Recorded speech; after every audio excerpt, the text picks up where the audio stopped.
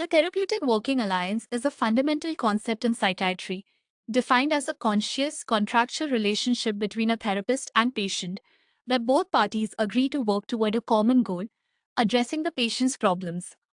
At its core, the alliance operates through what is called the core mechanism, the observing ego. This therapeutic splitting divides the patient's ego into a mature, rational, observing part that can analyze and an experiencing part that undergoes therapy. Fichtner, the psychiatrist's analytic abilities then combine with the patient's observing ego to achieve a deeper, advanced understanding of the patient's situation.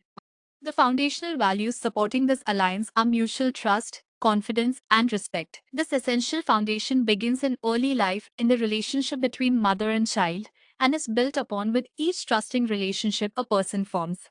Different theoretical models approach the alliance distinctly. The psychodynamic perspective emphasizes the distinction between the real relationship and the transference relationship, considering the alliance a buffer against negative transference. Cognitive behavioral therapy, or CBT, sees the alliance as a primarily collaborative active bond formed specifically for defined tasks and goals.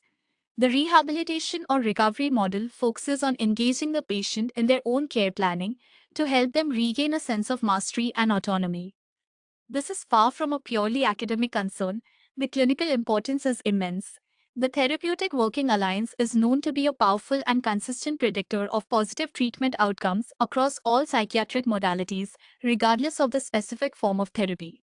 To effectively establish this critical alliance, clinicians must listen attentively and validate the patient's suffering. A practical approach involves integrating the patient's personal values into the care plan, for example, by considering individual value systems in cases like panic or somatization.